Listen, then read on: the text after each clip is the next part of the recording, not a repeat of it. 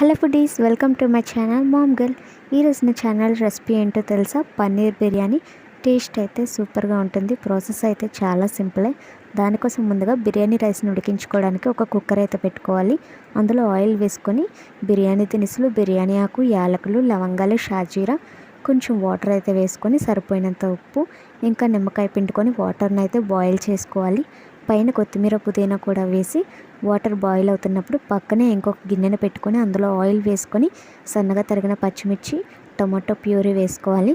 అది బాగా వేగిన తర్వాత ఒక స్పూన్ అల్లం వెల్లుల్లి పేస్ట్ కూడా వేసుకోవాలి. ఇప్పుడైతే పన్నీర్ ముక్కలకి ఉప్పు, కారం, ఇంకా పెరుగు, పసుపు వేసుకొని బాగా మిక్స్ చేసుకొని ఉంచాలి. చూసారు కదా, అవి పక్కన 15 నిమిషాలు మ్యారినేట్ అయిన తర్వాత మనం గంట సేపు నానబెట్టుకున్న బాస్మతి రైస్ వాటర్లో వేసి ఉడికించుకోవాలి.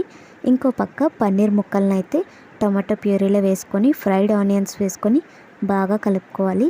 ఇప్పుడైతే దాని మీద కొంచెం కొత్తిమీర, పుదీనా, ఇంకా దాంతోపాటు ధనియాల పొడి, ఇంకా గరం మసాలా అయితే యాడ్ చేసుకోవాలి. చూసారు కదా, 2 మినిట్స్ పాటు పన్నీర్ని వేపితే సరిపోతుంది.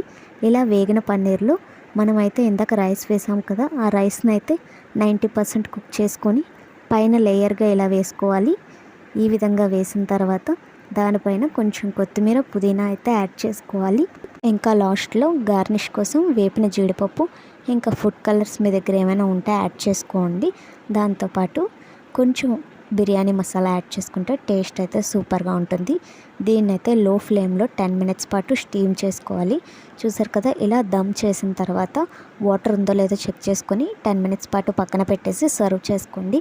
Tasty paneer biryani ready. Video నచ్చితే సబ్స్క్రైబ్.